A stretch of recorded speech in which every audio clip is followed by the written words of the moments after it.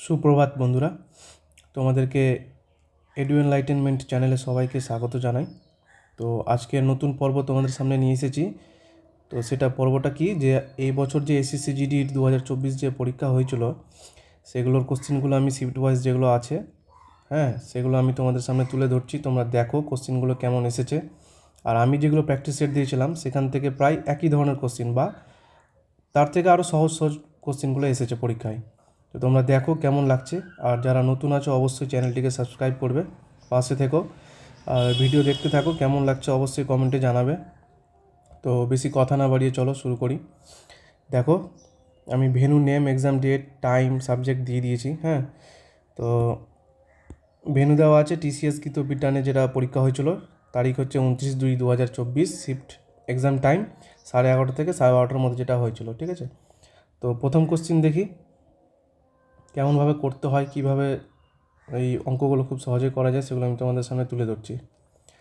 তো 1 নম্বর কোশ্চিন কী বলছে দেখো, বলছে 60 জন শিক্ষার্থীর একটি দলে 50% ইতিহাসে আগ্রহী এবং বাকিরা ভূগোলে আগ্রহী। যদি ইতিহাসের গড় স্কোর 85 হয় এবং ভূগোলের গড় স্কোর 75 হয়, তাহলে সম্পূর্ণ দলের গড় স্কোর কত হবে? তো এখানে আমরা কি করব, এই যে 60 জন শিক্ষার্থী আছে, সেই শিক্ষার্থীটাকে আমরা ভাববই না, ঠিক আছে। যদিও ভাবি তাহলে একটু দেখবে যে 50% ইতিহাসে আগ্রহী আর বাকিরা মানে কি, যদি আমি টোটালটা আমি যদি ধরি 100, যদি আমি 100 ধরি, তাহলে 100-র মধ্যে যদি 50 হয় ইতিহাস, তাহলে বাকি 50 তো আবার তোমার ভূগোলেই থাকবে, তাই তো। তাহলে এদের অনুপাতটা কত হবে? 50:50। তার মানে হিস্ট্রির আর জিওগ্রাফির অনুপাতটা কত হয়ে যাবে? অনুপাতটা হয়ে যাবে তোমার কত? 50:50। তার মানে কত? 1:1, তাই তো।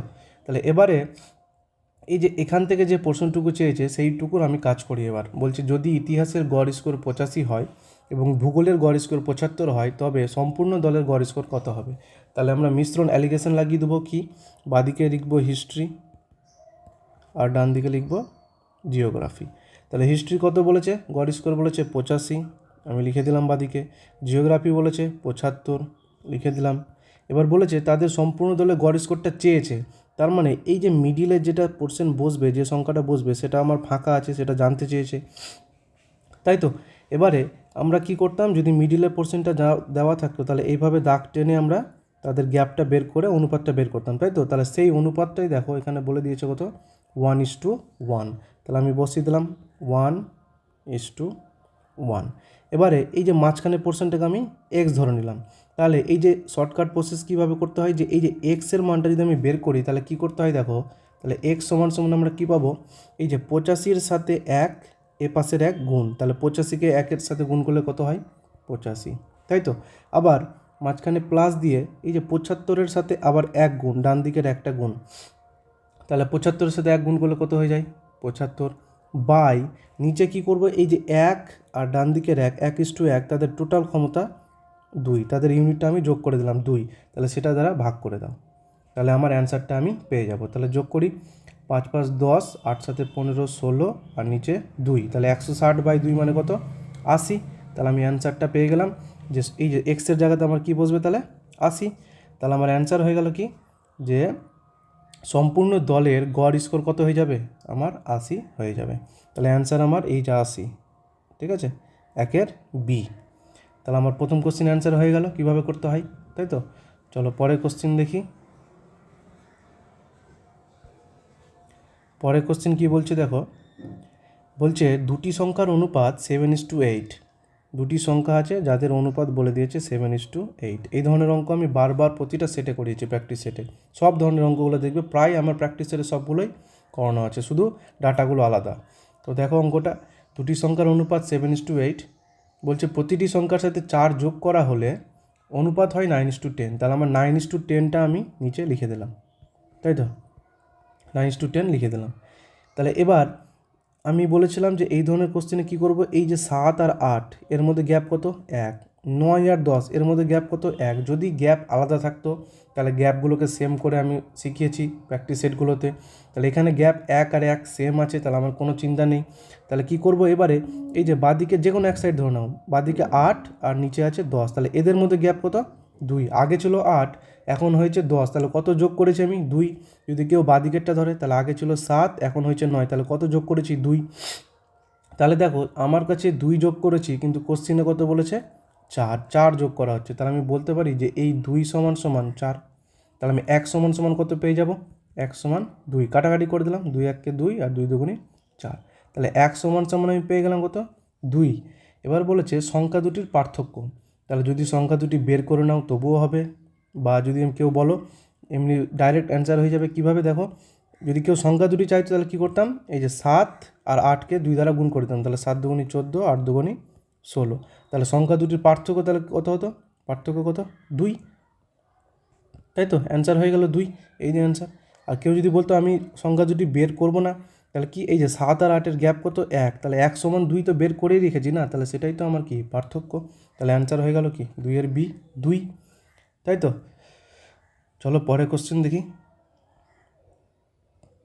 পরের কোশ্চেন কী বলছে দেখো, বলছে একটি ত্রিভুজের ক্ষেত্রফল 1470 বর্গ সেমি যদি এই ত্রিভুজের ভূমির অনুরূপ উচ্চতার 3/5 অংশ হয়, তাহলে ত্রিভুজটির উচ্চতা কত? তাহলে এটা আমার করার ক্ষেত্রে কি করতে হবে দেখো, এই যে 3/5 আছে সেটাকে আমি অনুপাতে যদি লিখি তাহলে কি পাচ্ছি? প্রথমে আছে ভূমি, তার মানে কি ওপরেরটা ভূমি হয়ে যাবে, তাহলে ভূমি কত পেয়েছি? 3। যদি আমি এটাকে, আচ্ছা এটাকে আমি অনুপাত আকারে লিখছি, ঠিক আছে, 1 মিনিট। তাহলে ভূমি অনুপাত কি লিখব? উচ্চতা। তাহলে এদের অনুপাতটা আমি কত পেয়ে যাচ্ছি? 3:5। তাহলে এবারে বলেছে ত্রিভুজের ক্ষেত্রফল। একটা ত্রিভুজের ক্ষেত্রফলের সূত্র আমরা কি জানি? সবসময় একটা ত্রিভুজের ক্ষেত্রফল সূত্র হয় 1/2 বা 1/2 ইন্টু ভূমি ইন্টু উচ্চতা সমান সমান ক্ষেত্রফল দেওয়া আছে কত? 1470। এবারে মানগুলো বসাও, তাহলে 1/2 ইন্টু এই যে ভূমির মান কত? 3, তাহলে আমি 3টাকে কি ধরছি? 3x ধরে নিচ্ছি, আর উচ্চতা 5 আছে সেটাকে আমি 5x ধরে নিলাম। তাহলে এবার মান বসিয়ে দাও, ভূমি আছে 3x বসালাম, উচ্চতা আছে 5x বসালাম, সমান সমান 1470। এবারে কাটাকাটি করে দাও, 5 দ্বারা যদি কাটি এটা তাহলে হয়ে যাচ্ছে কত? 5 দুগুণি 10, 5 9 45, 4 5 20। আবার 3 দ্বারা এটাকে কেটে দাও, তাহলে 3 দ্বারা কাটলে কত হচ্ছে? 3 9 27, 3 8 24, 98। এবারে বাদিকে তাহলে কী পড়ে থাকছে দেখো, এক্স ইন্টু এক্স মানে কত? X square.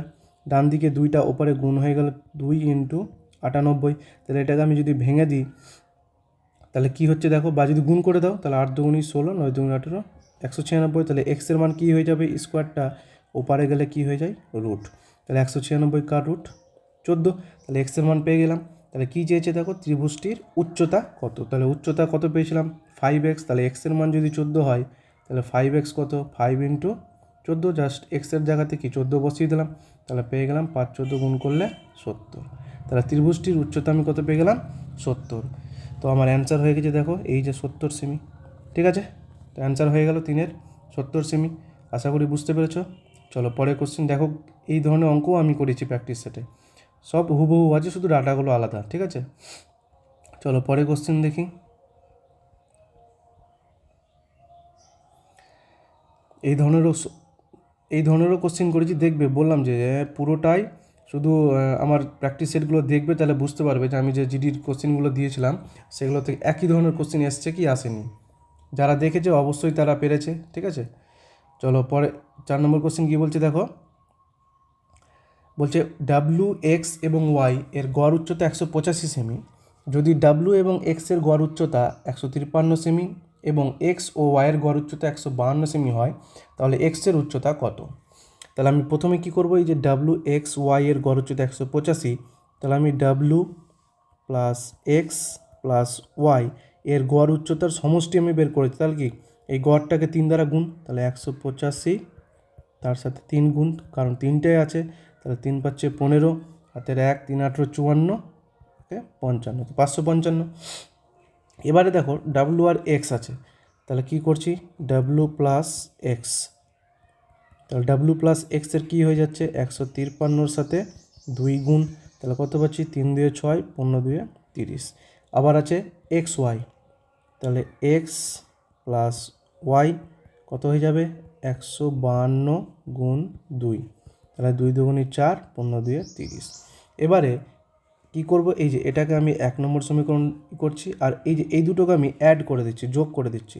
তাহলে যোগ করে দিলে বাদিকে কী পাচ্ছি দেখো, ডাব্লু প্লাস এই যে এক্স এক্স কী পেয়ে যাচ্ছি, 2x প্লাস ওয়াই থাকছে।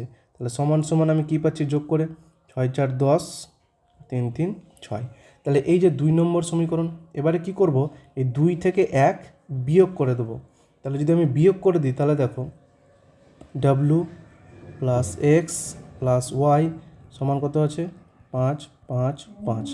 এবার এটাকে বিয়োগ করে দাও। তাহলে বিয়োগ করলে এই চিহ্নগুলো কি চেঞ্জ হয়ে যায়, বলেছিলাম আমি প্র্যাকটিস সেটে, কারণ যার আগে প্লাস থাকবে সেটা মাইনাস, মাইনাস থাকলে প্লাস। তাহলে দেখো ডাব্লু ডাব্লু কেটে গেল, ওয়াই ওয়াই কেটে গেল, তাহলে 2x থেকে x বাদ দিলে কত পাই, এক্স এক্স সমান সমান, তাহলে এখান থেকে মাইনাস করে দাও, 5 6 5 55। তাহলে আমার এক্সের মান, তাহলে কি ওটাই চেয়েছে দেখো, এক্সের উচ্চতা কত, এক্সের উচ্চতা কত পেলাম, 55। তাহলে আমার অ্যান্সার হয়ে গেছে 4 55 সেমি। আশা করি বুঝতে পেরেছ। চলো পরের কোশ্চেন দেখি।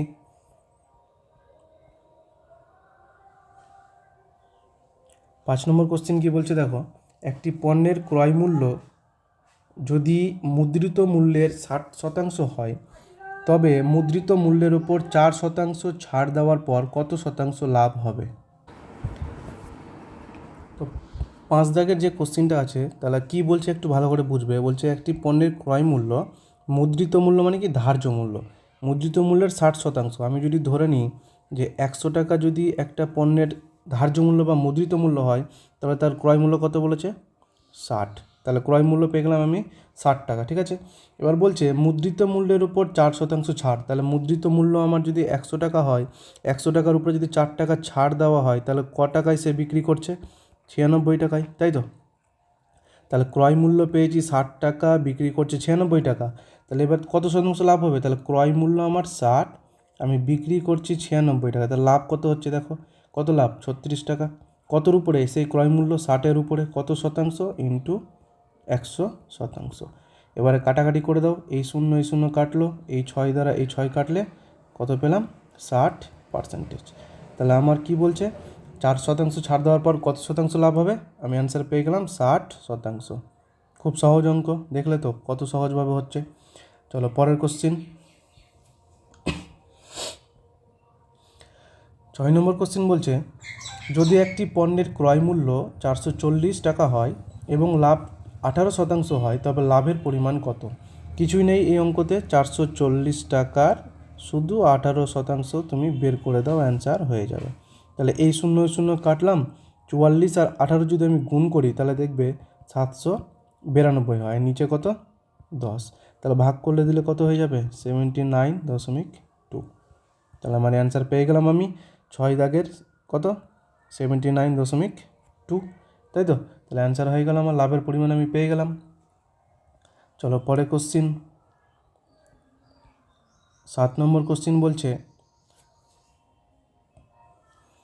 এক্স যদি 50 হয় এবং ওয়াই যদি 25 হয়, তাহলে এক্স ওয়াইয়ের থেকে কত শতাংশ বেশি আছে। তাহলে এই ধরনের কোশ্চিন আমার যদি থাকে, তাহলে আমি কেউ যদি খুব অ্যাডভান্স লেভেল অঙ্ক করে, তাহলে কি তাড়াতাড়ি দেখেই বলে দেবে যে 25 থেকে কত বেশি আছে, 25। তাহলে 25-এরই তো 25 বেশি আছে, তার মানে কি 100%, 100% বেশি আছে না। আমার কাছে 25 টাকা ছিল, এই 25 টাকায় পুরোপুরি কি 100%ই তো হয়, তাহলে সেই 25 টাকাই তো আবার বাড়ছে। তাহলে আমার লাভ কত হচ্ছে, 50 টাকা এক্স হয়েছে, তাহলে কত বেশি হচ্ছে দেখো, এই 100%ই তো। তো যদি আমি করে দেখাই তাহলে কি হবে, 25 দাগ টানলাম 50। তাহলে দেখো এক্স ওয়াইয়ের থেকে কত শতাংশ বেশি, কত বেশি আছে দেখো, কত বেশি, 25 কার উপরে, সেই 25-এর উপরেই, কত শতাংশ, ইন্টু 100%। তাহলে 25 কেটে গেলে কী থাকছে, 100ই তো থাকছে না। তাহলে আমার অ্যান্সারটা 100%, চোখে দেখে দেখেই হয়ে যাবে এটা। চলো পরের কোশ্চিন। আচ্ছা 8 নম্বরটা একটু দূরে সরে গেছে, হ্যাঁ 8 নম্বর। তাহলে 8 নম্বর কোশ্চেন কী বলছে দেখো, বলছে সৌরভ একটি আংটি মুদ্রিত মূল্যের 26% কম মূল্যে কিনেছে এবং মুদ্রিত মূল্যের চেয়ে 10% বেশি মূল্যে বিক্রি করেছেন। তার অর্জিত আনুমানিক লাভের শতকরা হার নির্ণয় করুন। তো কী করব, আমি ধরে নিলাম মুদ্রিত মূল্য আমার কাছে আছে 100 টাকা, ঠিক আছে, তাহলে 100 টাকা থেকে 26% কমে কিনেছি আমি, তাহলে 100 টাকা থেকে যদি আমি 26 টাকা কমে কিনি তাহলে আমি কততে কিনছি? 74 টাকায় কিনছি, তাই তো? তাহলে আমার ক্রয় মূল্য হয়ে গেলো 74, ধার্য মূল্য হয়ে গেছে 100 টাকা। আবার মুদ্রিত মূল্য বা ধার্য মূল্যের চেয়ে 10% বেশিতে বিক্রি করছি, তার মানে 110 টাকায় আমি কি বিক্রি করছি। তাহলে আমি কিনেছিলাম 74 টাকায়, বিক্রি করছি 110 টাকায়, তাহলে আমার লাভ কত হচ্ছে? কত টাকা লাভ মাইনাস করে দাও? 6 3 36 টাকা।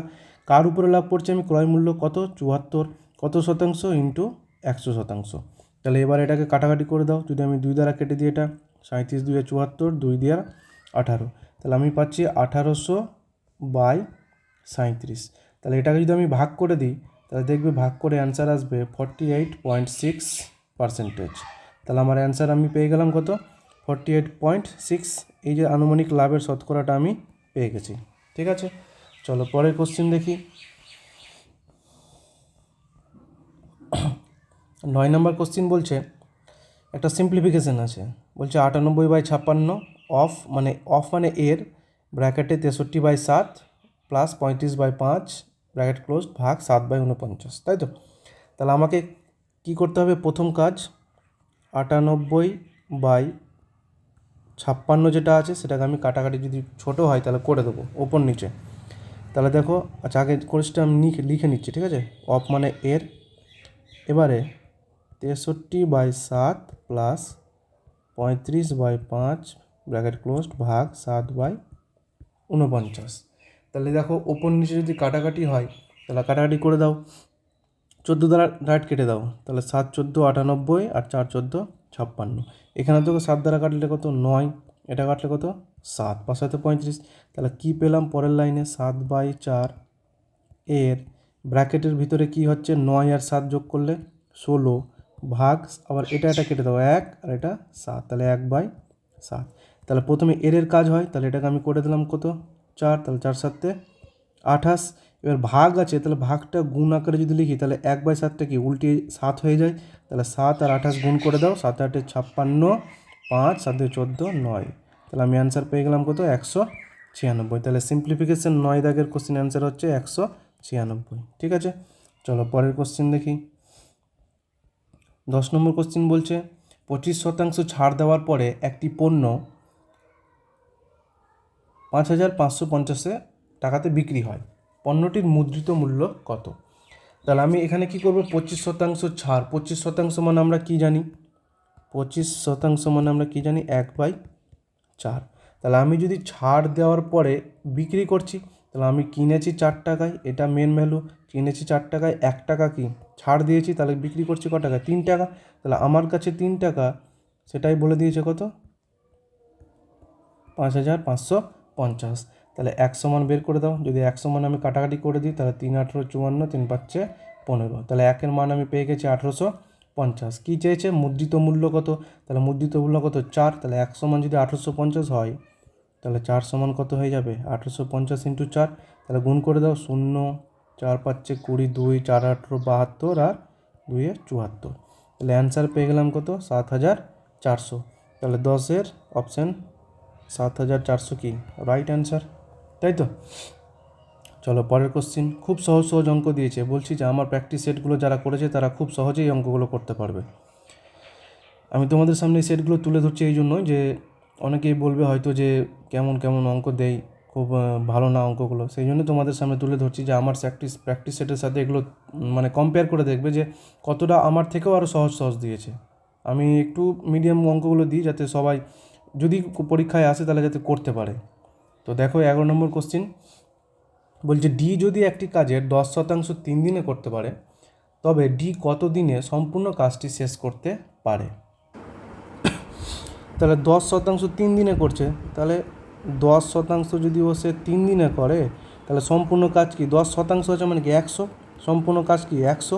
তাহলে 10% যদি 3 দিনে করে তাহলে দুই দিকে 10 দ্বারা গুণ করে দাও, 3 10 হয়ে গেল। তাহলে এই যে বাদিকে কত হয়ে গেল? 100%, সেটাই কত দিনে করছে? 30 দিনে। তাহলে শর্টেই আমি অ্যান্সার পেয়ে গেলাম কত? 30 দিন। তাহলে 11-এর অ্যান্সার হয়ে গেল কত? 30 দিন। খুব সহজেই অঙ্ক, খুব সহজ অঙ্ক, দেখছো? চলো পরের কোশ্চিন 12 নম্বর কোশ্চিন কী বলছে? 8400 ভাগ 2 একটা সরলীকরণ আছে, ঠিক আছে? তাহলে প্রথমে কার কাজ হয়? ভাগের কাজ। তাহলে এই প্রথমে ভাগটা যদি আমি করে দিই তাহলে কত হয়ে যায়? 4 2 0 0 মাইনাস 2100 রাখলাম। এবারে কি হয়? গুণের কাজ। তাহলে 8 15 120। তাহলে এবারে কি হয়? সম্পূর্ণ যোগের কাজ হয়ে যায়। তাহলে এখান থেকে তুমি বিয়োগ করে দিতে পারো, ঠিক আছে? এখান থেকে 4200 থেকে 2100 বিয়োগ করে দিতে পারো। তাহলে একবার বিয়োগ করে দাও। তাহলে যেহেতু অর্ধেক আছে তাহলে কত হয়ে যাবে? 2100ই হয়ে যাবে। 2100 প্লাস 120, তাহলে কত হয়ে যাচ্ছে? 0 2 2 2, তাই তো? তাহলে 2220, 2220 অ্যান্সার। দেখলে খুব সহজে এই যে অ্যান্সার। চলো পরের কোশ্চেন, 13 নম্বর কোশ্চেন কী বলছে দেখো। বলছে P1 P2 এবং P3 হলো তিনজন শিক্ষার্থী।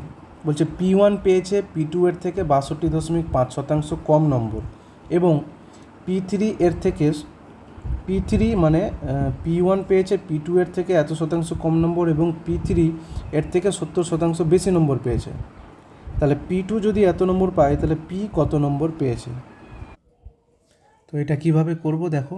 এই যে P1 পেয়েছে P2 এর থেকে 62.5%, তাহলে আমি 62.5% যেটা আছে সেটাকে যদি আমি ভেঙে দিই তাহলে কত পাই জানো? 625, আর নিচে হয়ে যায় তোমার 1000। তাহলে আমি যদি কাটাকাটি করে দিই তাহলে 25 দিয়ে 25, 25 দিয়ে 40, আবার 5 দিয়ে 5, 5 দিয়ে 8, তাহলে আমি পেয়ে গেলাম 5/8।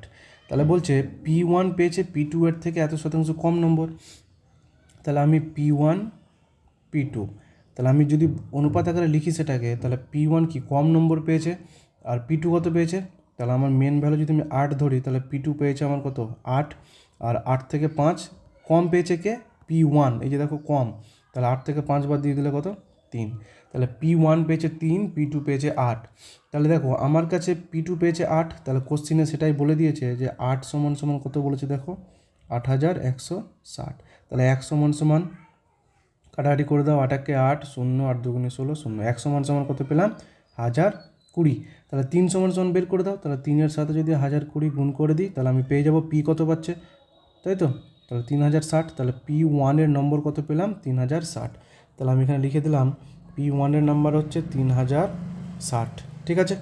আবার নেক্সট আমি দাগ দিলাম না। নেক্সট বলছে আবার এই P1টা P3 এর থেকে 70% বেশি। তাহলে আবার যদি আমি অনুপাত আকারে লিখি P1 আর P3, আবার বলেছে 70% মানে কত? 7/10। তাহলে কি বলছে? কে বেশি পাচ্ছে? P1 বেশি পাচ্ছে। তাহলে P1টা আমার কি 10ই রাখলাম, তাই তো? আচ্ছা সরি, বেশি পাচ্ছে মানে কি যোগ হয়ে যাবে, তাহলে কত হয়ে যাবে? এটা 17 হয়ে যাবে। দেখো বলছে P1 P3 এর থেকে 70% বেশি নম্বর পাচ্ছে, তার মানে কি 10 থেকে 70 7 যদি আমি যোগ করে দিই তাহলে কে পাচ্ছে? P1 17 পাচ্ছে, আর P3 কত পাচ্ছে? 10, তাই তো? তাহলে P3 পাচ্ছে 10, P1 পাচ্ছে 17। তাহলে আবার আমার কাছে P1 17, আবার আমি বের করে রেখেছি P1 এর মান কত? 3060। তাহলে সেটা আমি সমান করে দিতে পারি। তাহলে এখান থেকে 1 সমান সমান কত পাবো?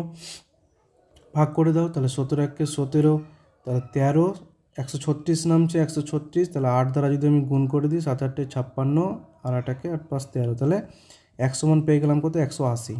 তাহলে এবারে P3 কত আছে? 10। তাহলে 1 সমান যদি 180 হয় তাহলে 10 সমান কত? 10-এর সাথে 180 গুণ করে দাও, তাহলে আমি অ্যান্সার পেয়ে গেলাম কত? 1800। তাহলে আমার এটা কার নম্বর পেলাম? এটা P3-র। তাহলে কী চেয়েছে? P3 চেয়েছে দেখো। তাহলে P3 পেয়ে গেলাম 1800। তাহলে অপশান আছে আমার 1800, অ্যান্সার হয়ে গেল, তাই তো? আশা করি বুঝতে পেরেছ। চলো পরের কোশ্চেন দেখি। 14 নম্বর কোশ্চিন কী বলেছে? সরলীকরণ আছে। তাহলে প্রথমে ভাগের কাজ হয়, ভাগ করে দাও। তাহলে ভাগ করলে কত হয়ে যাবে? 5 8 40, 3 5 15, 83 মাইনাস আবার 44 গুণ আবার ভাগ হয়, তো এই যে ভাগ, তাহলে কি 2/8, তার মানে কত? 1/4 প্লাস 53। তাহলে এবার কী কী থাকছে? 83 মাইনাস 4 দ্বারা কেটে দিলে কত হয়? 11 প্লাস 53। তাহলে অ্যান্সার করে দাও। 83 থেকে 11 বাদ দিলে কত হয়? 72, আর এদিকে কত? 53। তাহলে এবার যোগ করে দাও, 3 দিয়ে 5, 7 5 12। তাহলে অ্যান্সার কত পেলাম? 125। তাহলে 14-র অ্যান্সার এই যে 125। খুব সহজ অঙ্ক। চলো পরের কোশ্চিন দেখি। 15 নম্বর কোশ্চিন কী বলছে? এমন ক্ষুদ্রতম সংখ্যাটি নির্ণয় করুন যাকে 15, 80, 20 এবং 75 দ্বারা ভাগ করলে প্রতি ক্ষেত্রে 14 ভাগশেষ থাকবে। তার মানে কি, এই যে দেখো, এই যে 75 দ্বারা যদি আমি ভাগ করি, তার মানে এখানে শেষে কি আছে 5, এখানে শেষে 5 আছে। বা এক কাজ করতে পারো, এই যে ছোটো সংখ্যা কী আছে 20, 20 দ্বারা সবটাকে একবার করে ফাটাফাট করে ভাগ করে দেখে নাও, যে যেটার অপশানে 14 আসবে সেটাই অ্যান্সার। তাহলে একবার দেখবে যে 20 তো না, এই শূন্যটা বাদ দিয়ে দাও, 2 দ্বারা ভাগ করে দেখো, ঠিক আছে? তাহলে 2 দ্বারা যদি আমি এটা ভাগ করি, তাহলে আচ্ছা 20 দ্বারাই করো, তাহলে এটা হয়ে যাচ্ছে তোমার 120, 120 6 দ্বারা, আর তোমার নাম হচ্ছে 44, আবার 20 দুগুণি 40, তোমার 4, এটা হচ্ছে না, এই অপশান হচ্ছে না। আই থিঙ্ক এই অপশানটা হবে 1214, ঠিক আছে? একবার তোমরা বাড়িতে চেক করে নেবে যে 20 দ্বারা ভাগ করবে, তারপর 18 দ্বারা একবার ভাগ করে দেখবে যে শেষে 14 অপশান আসছে কি না, ঠিক আছে? তো এটা তোমাদের একটা হোমওয়ার্ক টাইপের কোশ্চেন দিলাম, করে নেবে তোমরা বাড়িতে, আর অবশ্যই কমেন্টে জানিয়ে দেবে যে আমি ঠিক বলছি কিনা, 1214টা ঠিক হচ্ছে কিনা, ঠিক আছে? চলো পরে কোশ্চেন দেখি। তো এই কোশ্চেনটা কী করবে বলছে, যদি একটি ট্রেন তার আচ্ছা 16 নম্বর কোশ্চেন বলছে, যদি একটি ট্রেন তার প্রকৃত গতির 6/7 গতিতে চলে, তবে এটি 20 মিনিট দেরিতে স্টেশনে পৌঁছায়। তাহলে বলছে ট্রেনটির স্বাভাবিক গতিতে একই দূরত্ব অতিক্রম করতে কত সময় লাগবে। তাহলে যদি কেউ শর্টে করো, তাহলে এই যে 6/7, তাহলে যদি 7-এ টোটাল 7-এ যাওয়ার কথা ছিল, কোনো যাচ্ছে কত, তার স্বাভাবিক গতি কত 6, তাহলে এক গতিতে কি মানে একটা কি পিছিয়ে চলছে। তাহলে আমি যদি ধরে নিই 100 মানে যে 20 মিনিট দেরিতে চলছে, তাহলে 100 মান 20, তাহলে তার স্বাভাবিক গতিতে যেতে, তাহলে স্বাভাবিক গতি কত 6, তাহলে 100 মান যদি 20 হয়, তাহলে 6 সমান 6 × 20, তাহলে আমার হয়ে গেল 120 মিনিট। এভাবেও করতে পারো। বা আরেকটা উপায় আছে কি, যে যেটা আমার টাইম থাকবে সেই টাইমটা নিচে বাই আকারে লিখলে কি হয়, যে এই যে 6/7 থাকে সেটাকে উল্টে দিতে হয়, 7/6 আর -1 করতে হয়। তাহলে যদি আমি এটা অ্যান্সার করে দেখি মিলছে কি না, তাহলে 20/7/6 থেকে যদি 1 বাদ দিয়ে দিই, তাহলে কত হয়ে যায় 1/6, তাহলে 1/6টা 6টা উপরে গুলে গুণ হয়ে যায় 120। এভাবেও করতে পারো, ঠিক আছে? তো বুঝতে পেরেছো আশা করি। চলো পরের কোশ্চেন দেখি। 17 নম্বর কোশ্চেন কি বলছে, বলছে মোট 600 টাকা অর্থরাশি দুইজনকে ধার দেওয়া হয়েছিল, একজনকে বার্ষিক 5% হারে এবং অপরজনকে বার্ষিক 13% হারে। যদি 1 বছরে প্রাপ্ত সরল সুদ 62 টাকা হয়, তাহলে প্রতিজনকে ধার দেওয়া অর্থরাশি নির্ণয় করো। তো এই কোশ্চেন যদি কেউ অপশান ধরে ধরে তাড়াতাড়ি করে নাও, তাহলে খুব সুবিধা হয়। যদি আমি প্রথম অপশান ধরি 200 আর 400, তাহলে প্রথম জনকে 200 টাকা দিচ্ছে, দ্বিতীয় জনকে 400 টাকা দিচ্ছে। তাহলে প্রথম জন যে 200 টাকা দিচ্ছে, সেই 200 টাকাকে যদি আমি 5% হারে 1 বছরে বের করি, তাহলে কত হয়ে যাবে 5/100, তাহলে 100 কেটে গেলে কত, 5 দুগুণে 10। দ্বিতীয় জনকে কত দিচ্ছে 400 টাকা, কত হারে দিচ্ছে 1 বছরের জন্য 13% হারে, তাহলে সেটা আমি যদি বের করে দিই, তাহলে 2 শূন্য কাটলো, 4×3 = 52। তাহলে দেখো টোটালটা কত হচ্ছে 62, দেখো মিলে গেছে, অপশন ধরে খুব তাড়াতাড়ি হয়ে গেল, মিলে গেছে। তাহলে আমার অ্যান্সার কোনটা, প্রথম জনকে 200 দিয়েছিল আর অপরজনকে কত দিয়েছিল 400 টাকা। তাহলে যেহেতু আমার দেখো প্রাপ্ত সরল সুদ 62, এই যে সুদ 62 মিলে গেছে, তাহলে আমার অ্যান্সারও হয়ে গেছে খুব তাড়াতাড়ি, ঠিক আছে? চলো পরের কোশ্চেন। 18 নম্বর কোশ্চেন বলছে 3 বন্ধু 4 ঘন্টায় একটি ধাঁধা সমাধান করতে পারে। যদি তারা আরও দুইজন বন্ধুকে সাহায্য করার জন্য আমন্ত্রণ জানায়, তবে ওই ধাঁধাটি সমাধান করতে কতক্ষণ সময় লাগবে। তো এখানে এই যে 18 দাগের কোশ্চেনটা, এটা কি করবে, জোন আর দিনের যে অঙ্কগুলো হয় তার সঙ্গে একটু কম্পেয়ার করবে। তাহলে কী বলছে, 3 বন্ধু 4 ঘন্টা একটি ধাঁধা সমাধান করতে পারে, তাহলে কি 3 বন্ধু, আচ্ছা 4 ঘন্টা আছে, সেটাকে আমি যদি মিনিটে করে দিই, তাহলে কত হয়ে যায় 240 মিনিট হয়ে যায়, তো তাই তো। তাহলে আমি ধরে নিচ্ছি 3 বন্ধু 240 মিনিটে একটা কাজ মানে ধাঁধা সমাধান করছে, সমান কত বলছে, 2জন বন্ধুকে আরও ডাকছে, তাহলে আগে ছিল 3 জন, এখন 2জনকে ডাকছে, টোটাল হয়ে গেল 5 জন। তাহলে সেটাই কত দিনে করবে বা কতক্ষণ সময় লাগাবে, আমি ধরে নিলাম x মিনিট সময় লাগবে।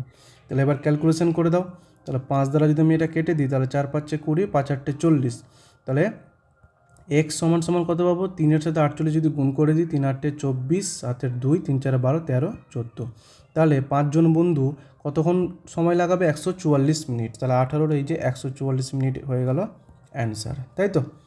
চলো পরের কোশ্চিন দেখি। 19 নম্বর কোশ্চিন। 19 নম্বর কোশ্চিন বলছে 20,000 টাকার একটি মূলধন বার্ষিক 9% বা 9% চক্রবৃদ্ধি সুদের হারে ধার দেওয়া হয়, 2 বছর পর স্ববৃদ্ধিমূল কত হবে? স্ববৃদ্ধিমূল মানে আমার আসল টাকা প্লাস সুদটা, সেটা কত হবে? চলো বের করে নিই। তাহলে 20,000 টাকা আমি লিখলাম, 9% হারে আছে। বা যদি কেউ এভাবেও করা চায়, আমি শর্ট প্রসেসে করছি তাহলে, ঠিক আছে? তাহলে শর্ট প্রসেস যদি আমি করি, তাহলে এই যে 9% আছে, 9% মানে কত? 9/100। তাহলে আমার 100 টাকাটা মেন, সেটাকে আমি বাদিকে লিখলাম। সুদ পাচ্ছে 9 টাকা, তাহলে টোটাল হয়ে গেল 109। আবার 2 বছর বলেছে, সেই জন্য আমি সেটাকে 2 বার লিখে দিলাম। এবারে গুণ করে দাও। তাহলে 100, 4টা শূন্য, এদিকে গুণ যদি আমি করে দিই, তাহলে 109 আর 109 যদি আমি গুণ করে দিই, তাহলে কত হচ্ছে? 9 9 81, 9, আবার 3টা শূন্য, আবার 109, তাহলে 1 8 9 9 18 1, তাই তো? তাহলে 118 81। এবার কি বলছে দেখো, আচ্ছা, মোট মূলধন বলে দিয়েছে 20,000 টাকা। তাহলে আমার কাছে এই যে মোট মূলধন কত পেয়েছি? 10,000 টাকা। তাহলে এর সাথে যদি আমি 2 গুণ করি, তার মানে আমি কী পাচ্ছি? মোট মূলধনটা পেয়ে যাচ্ছি। তাহলে এর সাথেও যদি আমি 2 গুণ করি, তাহলে আমি কী পেয়ে যাব? মোট স্ববৃদ্ধি মূলটা পেয়ে যাব। তাহলে 2 একে 2, 8 দুগুণে 16, হাতের 8 দিয়ে 16 17, দিয়ে 22 একে 23। তাহলে 23,762 হচ্ছে কি আমার স্ববৃদ্ধি মূল। অপশানে আছে, প্রথমেই অপশান আছে 23,762। তাহলে এই প্রসেসে খুব তাড়াতাড়ি এভাবে হয়ে যায়, ঠিক আছে? চলো, এই সেটের এই যে জিডির যে শিফট হয়েছিল তার লাস্ট কোশ্চেন বোধ হয়, কারণ 20টা করে এই কোশ্চেন থাকে, তোমরা জানো। লাস্ট কোশ্চেন কী বলছে দেখো, একটি মিশ্রণে জল এবং ওয়াইনের অনুপাত হলো 7:19। যদি মিশ্রণটিতে জলের চেয়ে 12 লিটার বেশি ওয়াইন থাকে, তাহলে মিশ্রণে ওয়াইনের পরিমাণ কত হবে? কোশ্চেনে কিছুই নেই, বলেছে দেখো মিশ্রণটিতে জলের চেয়ে 12 লিটার কে বেশি আছে? ওয়াইন বেশি আছে। তাহলে দেখো এই অনুপাতেই তো বেশি আছে। 7:19 যদি আমি করি, 7:19, তাহলে এটা যদি জল হয়, এটা যদি ওয়াইন হয়, তাহলে দেখো জল থেকে ওয়াইন তো এমনিতে কত বেশি আছে? 12 বেশি আছে। তাহলে আমার কী চেয়েছে? ওয়াইনের পরিমাণ কত আছে? 19। তাহলে সেটাই তো আমার অ্যান্সার না? 12 লিটার বেশি আছে ওয়াইন, মিলে গেছে, তাহলে আমার অ্যান্সার কি? 19টাই। তাহলে আমার অ্যান্সার কি? 19 লিটার ওয়াইন আছে। যেখানে জল চাইতো, তাহলে জল কত থাকতো? 7 লিটার, তাই তো? তাহলে আমি দেখো 20টা কোশ্চেনের অ্যান্সার করে দিলাম। এসএসসি জিডির যে তোমাদের শিফট কত তারিখে আছে দেখে নিচ্ছি। তারিখটা ছিল 29/2/2024, গীতবিতানে পরীক্ষা হয়েছিল টিসিএস কলকাতায়। টাইম ছিল এটা, ঠিক আছে? তো যে 20টা কোশ্চিন ছিল, সেখানে যদি কেউ আমার প্র্যাকটিসগুলো করে দেখো বা প্র্যাকটিস করে থাকো, তাহলে খুব 20তে ম্যাক্সিমাম তোমরা 17 থেকে 18 পেয়ে যেতে। তাহলে দেখো আমি এই জন্য তুলে ধরলাম, যাতে তোমরা দেখতে পারো যে আমার প্র্যাকটিস সেটের সাথে এই কোশ্চিনগুলো কেমন কেমন আসে। তো এই শিফটটা ছিল এটা। আবার পরের শিফট তোমাদের নেক্সট ভিডিওতে দেবো, দেখতে থাকো, পাশে থেকো, সবাই ভালো থেকো, থ্যাংক ইউ।